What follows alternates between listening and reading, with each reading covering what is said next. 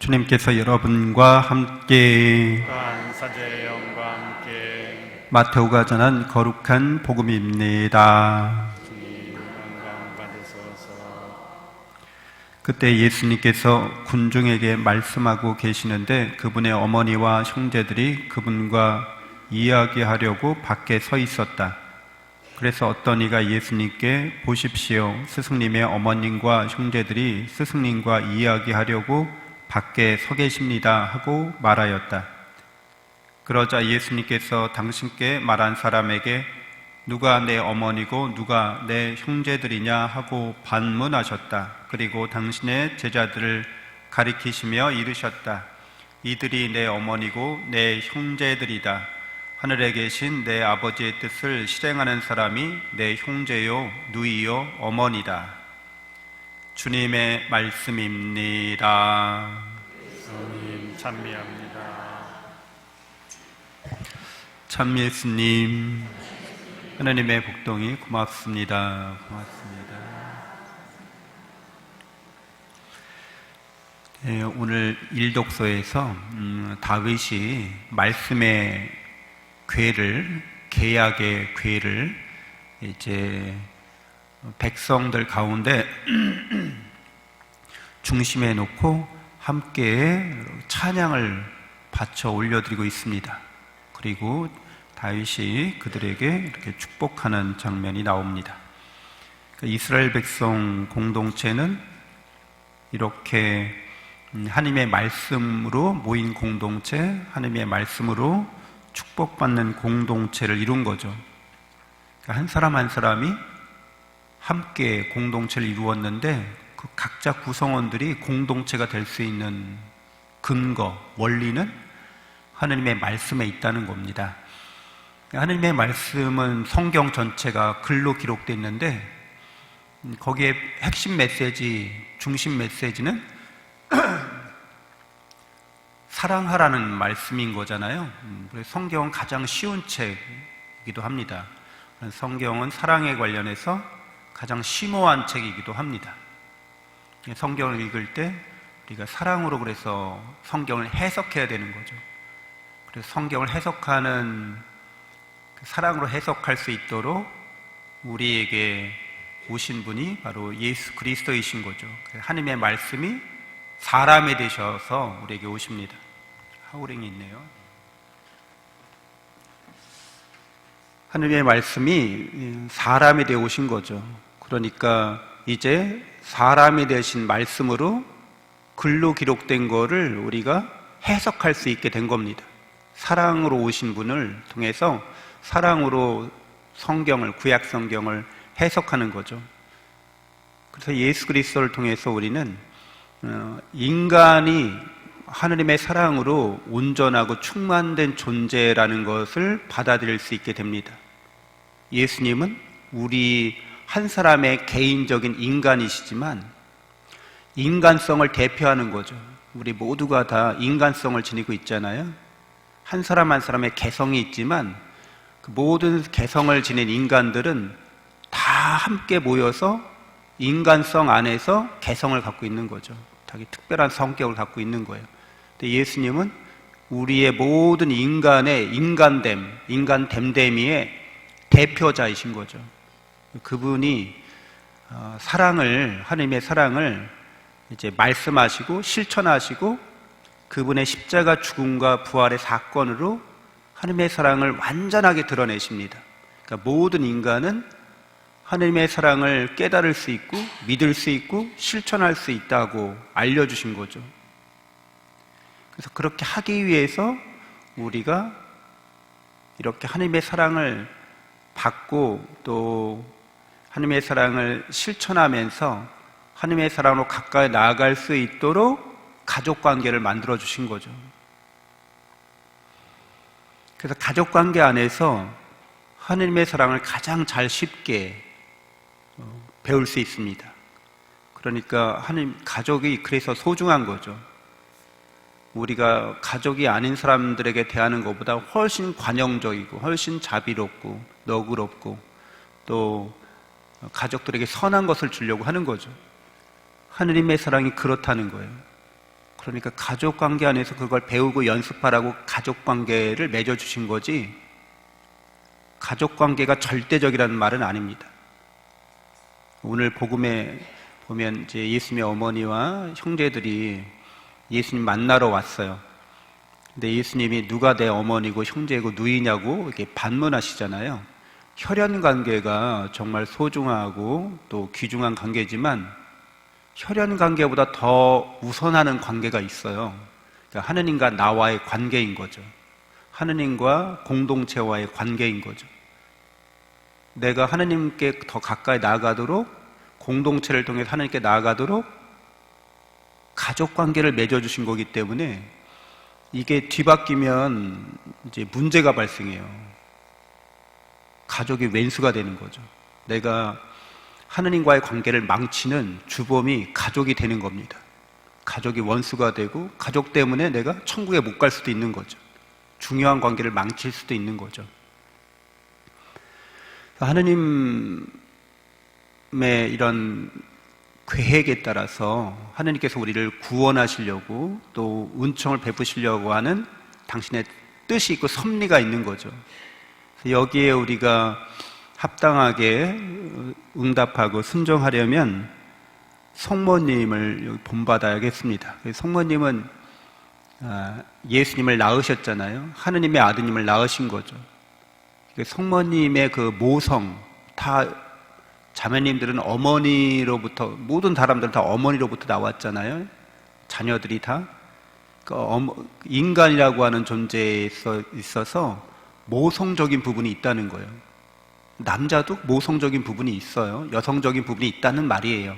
그러니까 누구나 육체적으로 이렇게 잉태해서 자녀를 낳든, 마음으로 이렇게 잉태해서 자녀를 낳든, 사람을 낳든, 이렇게 품어서, 이렇게 키워서, 이렇게 출산의 경험을 해야 된다는 거죠. 그러니까 어머니 마리아는 하나님의 말씀을 잉태해서 하나님의 아드님을 세상에 내보인 분이신 거죠. 그래서 항상 성모님은 곰곰이 말씀을 묵상하시는 분으로 나타나요. 그래서 하나님의 사랑을 우리가 곰곰이 묵상해야 합니다. 그래서 우리의 마음 안에서 하느님의 말씀이 이렇게 태어날 수 있도록, 우리 마음이 하나님의 말씀을 잉태하고 우리 마음에서 하나님의 사랑이 드러날 수 있도록, 열매 맺을 수 있도록 해야 되는 거죠.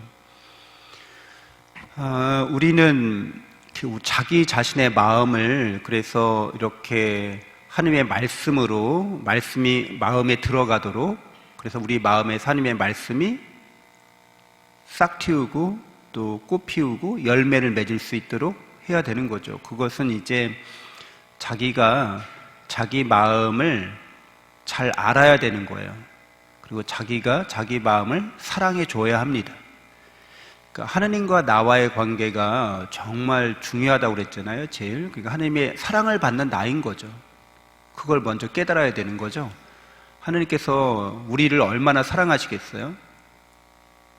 그분의 사랑을 받는 우리이기 때문에 우리는 이미 하나님을 소유한 사람과 마찬가지인 거예요. 하나님을 차지한 사람들이라고요. 영원한 생명과 행복이 이미 주어진 존재예요. 그게 사랑이 우리에게 가르쳐주는 진리거든요. 근데 그거를 깨닫고 믿지 못하면 그럼 하나님과의 관계가 가깝지 않다는 거예요. 하나님이 그토록 나를 사랑하는데 나는 그 사랑에 대해서 모르는 척하는 거죠. 무지한 거죠. 그러니까 영원한 생명과 행복을 믿지도 않고 바라지도 않는 존재인 거죠. 하나님의 사랑을 믿었다면, 깨달았다면 그분이 나에게 영원한 생명과 행복을 주신다는 것은 당연합니다. 부모님이 나를 사랑하기 때문에 나를 이렇게 사랑하고 나에게 좋은 걸 아낌없이 줄 줄 알거든 하늘에 계신 너희 아버지께서 얼마나 너에게 그러시지 않겠느냐, 성령 주시지 않겠느냐 이렇게 말씀하시는 것이죠. 예수님이. 그래서 신앙인들은 내가 이미 구원의 은총을 충만히 받은 존재라는 거예요. 근데 우리가 우리 자신을 이렇게 사랑하려고 하느님과의 이런 사랑의 관계 안에서 사랑해야만 하는데 우리의 마음은 여러분 항상 다 우리가 마음을 지니고 있잖아요. 이 마음이 어떻게 움직이는지 여러분은 잘 알고 계시죠? 왜? 여러분의 마음이기 때문에. 여러분이 여러분의 마음을 관찰하고 있는 자라는 거예요. 늘 관찰하고 있잖아요. 오늘 마음이 어떠세요? 느낌이 어떠세요? 생각이 어떠세요? 이게 마음이잖아요. 마음 굴러가는 거를 우리 늘 성찰하고 있죠. 근데 어떠세요? 오늘 날씨 마음에 드세요? 오늘 날씨 어떠세요? 저는 오늘 날씨 이렇게 좀 뭔가 쾌청하거나 아주 이렇게 상쾌한 날씨는 좀 아니죠. 뭔가 좀 그레이하죠. 좀 뭔가 회색빛이 감도는. 그리고 공기질도 이렇게 별로 요즘 며칠 안 좋은 것 같잖아요. 그러니까 이런 걸 딱 우리가 접하게 되면 우리 마음이 즉각 영향을 받아요. 그렇죠? 근데 막 새소리 들리고 공기가 아주 상쾌하고 일어났더니 몸이 아주 가뿐하고 이러면 어때요? 우리 마음이 즉각 영향을 받아요. 그러니까 마음이 이렇게 돌아가는 방식을 우리는 관찰할 수 있어요. 아, 바깥 세계의 영향을 쉽게 받는구나. 외부적인 상황과 환경과 조건의 영향을 쉽게 받는구나. 이게 우리 마음이구나. 그래서 누구를 만났는데 처음 만난 사람이 나한테 웃어 보이면서 이렇게 인사하고 좋은 날이라고 오늘 복 받는 하루 되라고 얘기해 줬어요. 그럼 그 즉각 내 마음에 영향을 받죠. 누가 만났는데 아침부터 얼굴 팍 인상 쓰면서 나한테 막 화를 내는 거예요. 그러면은 그것도 역시 내 마음에 즉각 영향을 미치게 됩니다. 내 마음이 이게 운영되는 방식이라는 거예요. 근데 이 마음을 내가 잘 알아야 되는 거죠. 자기 마음을 자기가 잘 알아야 되고, 그러니까 자기 마음을 소통해야 되는 거죠. 자기 마음과. 근데 이 소통하려면 어떤 상태에서 소통하는 거예요? 하나님의 영원한 사랑받고 있는 나로서 외부적인 조건과 상황에 영향을 받는 자기 마음과 소통하는 거죠. 우리가 하나님의 사랑을 이렇게 전하려고 하잖아요. 잘 안 믿으려고 하잖아요. 그러니까 하나님의 사랑을 깨닫고 믿게 하려고 우리가 이렇게 기도도 하고 그 사람에게 뭐 여러 그러니까 그 사람이 사랑을 체험할 수 있도록 우리가 도움을 주는 거죠. 하나님의 사랑을 체험할 수 있도록. 하나님의 사랑은 있는 그대로 우리를 인정하고 포용하시는 거예요. 그냥 하나님은 우리가 눈에 넣어도 안 아플 정도로 우리를 사랑하고 계시는 거죠. 갓난아기가 무슨 특별한 행위를 해가지고 여러분 사랑스러워요? 그냥 아이는 있는 그대로 사랑받고 있잖아요. 하나님께서도 우리에게 눈에 이렇게 하트를 그리면서 우리를 있는 그대로 사랑하고 계신 거죠. 그러니까 내가 그렇게 사랑받는 존재로서 내 마음을 사랑해 줘야 되는 거죠. 그 역할은 누가 해요? 내가 하는 거예요. 어떻게? 하나님의 사랑을 깨닫고 믿은 내가, 하나님의 사랑을 충만히 받고 있는 내가 내 마음을 그렇게 해줘야 되는 거예요. 남들에게 해주듯이 나에게도 해줘야 되는 거죠. 남들을 있는 그대로 우리가 사랑하라고 하잖아요. 있는 그대로. 잘났거나 못났거나 뭐 무식하거나 유식하거나 상관없이 그냥 있는 그대로를 인정하는 게 사랑의 시작인 것처럼 내 마음이 어떤 상태인가를 보고 그냥 있는 그대로 인정해줘야 되는 거예요. 이 관계가 타인과의 관계랑 똑같습니다. 내 마음을 대하는 거는 타인의 마음처럼 대할 수 있어요. 다 마음을 지니고 있는데 그 마음들이라고 하는 것은 이렇게 객체라는 거죠. 손님이라는 거죠. 주체가 아니라 주인이 아니라 여러 가지 일을 겪으면서 마음은 그래서 계속해서 이렇게 바뀌고 변화되고 영향을 받는 거죠. 근데 여러분 이 마음이 내가 영원한 사랑받는 존재라는 것을 언제 일깨워 주냐면 마음이 군소리가 안 생길 때 그러니까 여러분 살다 보면 몸 컨디션이 100%인 날이 있을 수도 있잖아요. 가장 좋은 몸 컨디션을 유지할 때가 있어요. 그리고 하는 일도 다 잘 돼요. 그리고 뭐 날씨도 좋고 하여튼간 빠지는 게 없어. 그런 마음이 될 수도 있잖아요. 그런 외부 조건 상황이 될 수도 있잖아요. 살다 보면 어쩌다가 그러면 우리 마음이 어떻게 돼요? 궁시렁대는 걸 멈춰요. 마음이 사라진다고요. 마음이 없는 것 같아요. 그럼 이런 말을 하게 돼요. 시간이 멈췄으면 좋겠어. 그러니까 이 상태를 계속 유지하고 싶다는 뜻이잖아요. 아니면 이제 죽어도 여한이 없어, 이런 말을 해요. 그러니까 없어도 괜찮다는 뜻이에요. 없어도, 마음이 없어도 어떤 상태를 말하는 거예요? 충만된 존재로서의 내가 드러났다는 걸 말해요. 충족된 상태로 내가 드러난 거예요. 그게 바로 우리가 하나님의 사랑받는 영적인 나라고 하는 거죠. 그 존재는 사라지지 않아요. 그 존재가 실체예요. 그 존재가 주체인 거죠. 우리가 마음에 접속하는 순간, 마음이 이제 자기 존재를 드러내는 순간 어때요? 이 시간, 이 장소, 이 환경, 이 조건에 대해서 계속 궁시렁댑니다. 그러면서 우리의 본래 상태를 우리가 까먹게 되는 거죠. 망각하게 되는 거죠. 그래서 이 일이 잘 됐네, 안 됐네, 오늘 뭐가 어떻네, 저떻네, 계속 궁시렁대는 이 상황에 놓이게 되는 거죠. 근데 실체는, 주체는, 본질은 늘 사랑받는 나로서 내가 존재하고 있다는 거예요. 그러니까 하느님과의 관계가 그만큼 중요하다는 거죠. 하느님이 영이시기 때문에 내가 영적 존재고 영적으로 연결되어 있다는 것을 우리가 깨닫고 믿지 않으면 우리 마음을 다스릴 수는 없어요. 자기가 마음과 이런 대화나 소통을 할 수 있는 존재라는 것을 망각하고 그냥 내가 마음인가 보다 이러면 여러분은 마음을 통제하거나 다스리거나 마음의 평화를 얻거나 유지할 수가 없게 됩니다. 왜? 마음은 어떻다고 그랬어요? 계속 외부적인 조건과 환경에 마음이 끊임없이 영향을 받아요. 외부적인 조건과 환경은 우리가 통제를 벗어난 것들이에요. 날씨가 좋을 수도 있고 흐릴 수도 있고 경제 사정이 세계 경제가 좋아질 수도 있고 나빠질 수도 있고 우리의 통제를 벗어난 일들에 의해서 우리 마음이 계속 영향을 받기 때문에 이제 마음은 이제 우리가 통제하거나 다스리거나 이렇게 하지 못할 수 있는 거죠. 우리가 마음을 사랑으로 소통하고 대화하면서 마음에 하나님의 사랑을 이렇게 충만하게 하지 못하면 마음은 이제 폭주할 수 있습니다.